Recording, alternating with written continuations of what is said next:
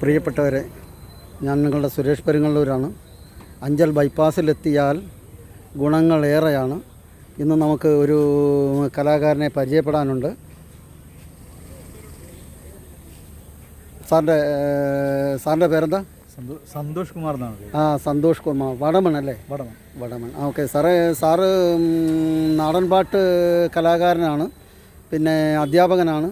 മറ്റെന്തൊക്കെ മേഖലകളാണ് sir work ചെയ്യുന്നത്? ഞാൻ ശരിക്കും പറഞ്ഞു കഴിഞ്ഞാൽ നാടൻ പാട്ടിനേക്കാൾ നാടൻ ഇൻസ്ട്രുമെൻ്റ് മേക്കറാണ്. മുള ഉപയോഗിച്ചിട്ടുള്ള ഉൽപ്പന്നങ്ങൾ ഉണ്ടാക്കുന്നതാണ് എൻ്റെ ഒരു ജോലി. മുളയുടെ ഹാൻഡിക്രാഫ്റ്റ്സ് ഉണ്ടാക്കുന്നതാണ് ജോലി. അത് പരിശീലിപ്പിക്കുകയാണ് ഒരു പ്രധാനപ്പെട്ട തൊഴിൽ. അതിൻ്റെ അധ്യാപകനാണ്. അത് ശരി. സാറിൻ്റെ ആ പ്രവർത്തന മേഖലയെപ്പറ്റി നമുക്ക് ഒന്ന് ചെറുതായെങ്കിലും ഒന്ന് വിവരിക്കാമോ? തീർച്ചയായും. നമ്മൾ പിന്നെ പരിസ്ഥിതിക്ക് ഇണങ്ങിയ ഉൽപ്പന്നങ്ങളുടെ പ്രചരണമാണ് നമ്മളുടെ ലക്ഷ്യം. അതായത് പ്ലാസ്റ്റിക് പോലെയുള്ള അജൈവ വിഷ ഉൽപ്പന്നങ്ങളെ ഉപേക്ഷിച്ചിട്ട് പകരം സ്വാഭാവികമായ നാരുകളടങ്ങിയ ഉൽപ്പന്നങ്ങൾ ഉണ്ടാക്കുക എന്ന് പറയുന്നതാണ്. അതിൻ്റെ പരിശീലനം കൊടുക്കുക, അത് പ്രൊമോട്ട് ചെയ്യുക, ഇതാണ് നമ്മളുടെ ഉദ്ദേശം. ഇതിനായിട്ട് നമ്മൾ മുളങ്കാട് സെൻറ്റർ ഫോർ നേച്ചർ ക്രാഫ്റ്റ് എന്ന് പറഞ്ഞൊരു സ്ഥാപനം അഞ്ചലിൽ പ്രവർത്തിക്കുന്നുണ്ട്. അതിൻ്റെ ചന്തയ്ക്കകത്താണ് അതിപ്പോൾ പ്രവർത്തിച്ചു വരുന്നത്.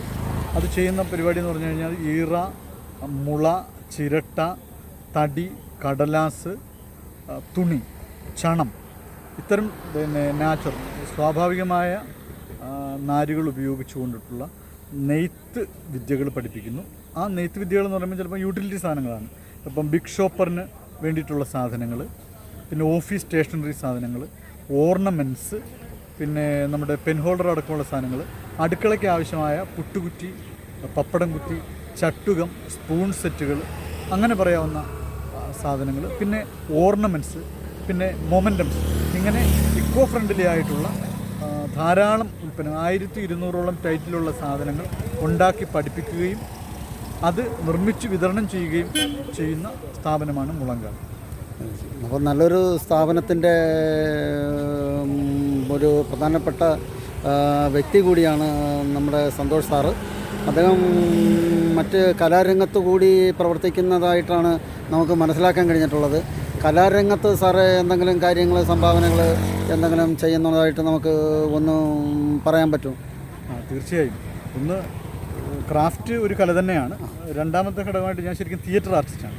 നാടകം എൻ്റെ ഒരു മേഖലയാണ്. നാടക അഭിനയവും നാടക നിർമ്മാണവും ശരിക്കും തിയേറ്റർ ആർട്ടിസ്റ്റാണ്. മൂന്നാമത് ഷോർട്ട് ഫിലിം ഞാനൊരു 2 ഷോർട്ട് ഫിലിം സംവിധാനം ചെയ്തിട്ടുണ്ട്. ഒരു 10-15 ഷോർട്ട് ഫിലിമിൽ അഭിനയിച്ചിട്ടുണ്ട്.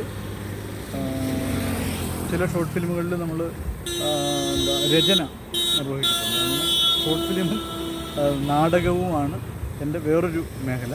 നാടൻ പാട്ടിനകത്ത് റിഥം, മുള ഉപയോഗിച്ചിട്ടുള്ള റിഥം കൈകാര്യം ചെയ്യുന്നുണ്ട്. പിന്നെ കൂട്ടപ്പാട്ടിനകത്ത് കൂടാറുണ്ട്. നാടൻ പാട്ടെന്ന് പറഞ്ഞു കഴിഞ്ഞാൽ പാട്ടായിട്ടുള്ള ഘടകങ്ങൾ നമ്മൾ പാട്ടിനകത്ത് കൂടാറുണ്ട്. ഇപ്പോൾ സാറേ, നമ്മുടെ പ്രേക്ഷകർക്ക് വേണ്ടിയിട്ട് ഒരു 2 വരി ഒന്ന് പാടിക്കൊടുക്കാം സാർ. തീർച്ചയായും. ഇത് പിന്നെ മന്നാൻ കൂത്തെന്ന് പറഞ്ഞിട്ടുള്ള ഒരു പാട്ടുണ്ട്. മന്നാൻ കൂത്ത് എന്ന് പറഞ്ഞു കഴിഞ്ഞാൽ ആദിവാസി വിഭാഗത്തിൽപ്പെട്ട മന്നാൻ സമുദായക്കാർ ചെയ്യുന്നൊരു പാട്ടാണ്. അതിൻ്റെ ഒരു കുറച്ച് ഭാഗം 2-3-4 വരി. ശരി സാർ. തന്നന്ന തന്നന്ന തന്നന്നാനോ തന്നന്നാനോ തന്നന്നാനോ തന്നത്താനന്ന തന്നാന തന്നന്നാനോ അന്തോമാറുതയ്ക്കും മക്കൾക്കും എല്ലില്ലാലോ എല്ലില്ലാലോ എല്ലില്ലാലോ നമ്മ ചാമി പിറந்த ഇടമെല്ലില്ലാലോ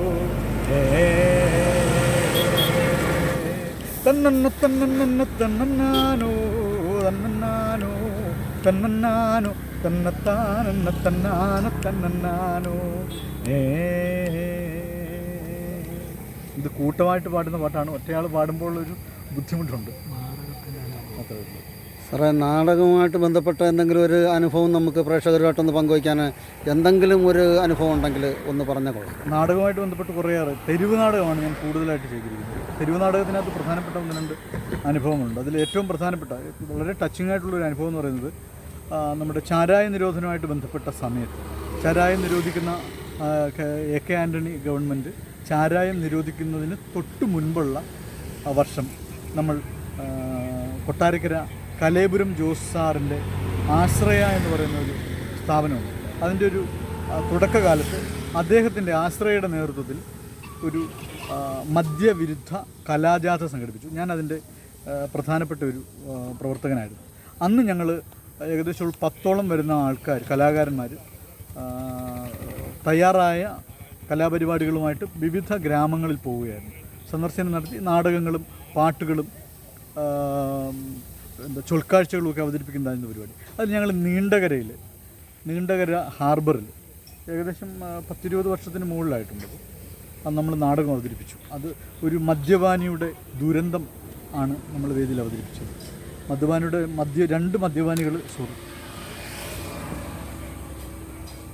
രണ്ട് മദ്യപാനികൾ വേദിയിൽ വന്ന് മദ്യപാനത്തിൻ്റെ ദുരന്തങ്ങൾ നേർക്കാഴ്ചയായിട്ട് അനുഭവിക്കുന്നതാണ്. എന്നിട്ട് അവസാനം അവരുടെ ഒരു ദുരിതം. അപ്പോൾ ഈ ഒരു നാടകം നടക്കുന്ന സമയത്ത് അവിടുത്തെ മത്സ്യത്തൊഴിലാളികളായ സ്ത്രീകൾ നിറയെ ഉണ്ടായിരുന്നു.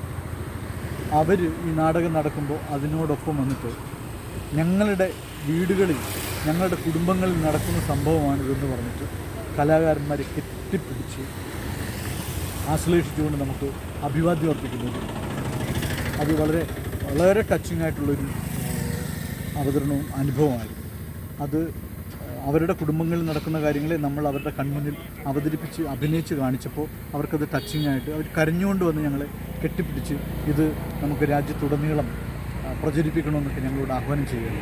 പക്ഷേ അടുത്ത വർഷം ചാരായം നിരോധിക്കുന്നു. അതൊരു വലിയ ഞങ്ങളുടെ ഒരു ശ്രമത്തിൻ്റെയും കൂടെ ഒരു ഭാഗമായിട്ട് ആ ഒരു സാധനം വന്നതിൽ വളരെയേറെ സന്തോഷവും ചാരിതാർത്ഥ്യവും. ഓക്കെ സാർ, ഇത്രയും നേരം നമ്മുടെ ചാനലുമായിട്ട് വളരെ സന്തോഷകരമായി പ്രേക്ഷകർക്ക് വേണ്ടി ഇത്രയും കാര്യങ്ങൾ ഒക്കെ സംസാരിച്ച് എല്ലാമൊക്കെ ഒന്ന് പറഞ്ഞ് മനസ്സിലാക്കി കൊടുത്ത സാറിന് മലയോര നാട് TV യുടെ നന്ദി പ്രത്യേകമായിട്ട് അറിയിക്കുകയാണ്. ഓക്കെ സാറേ, താങ്ക് യു.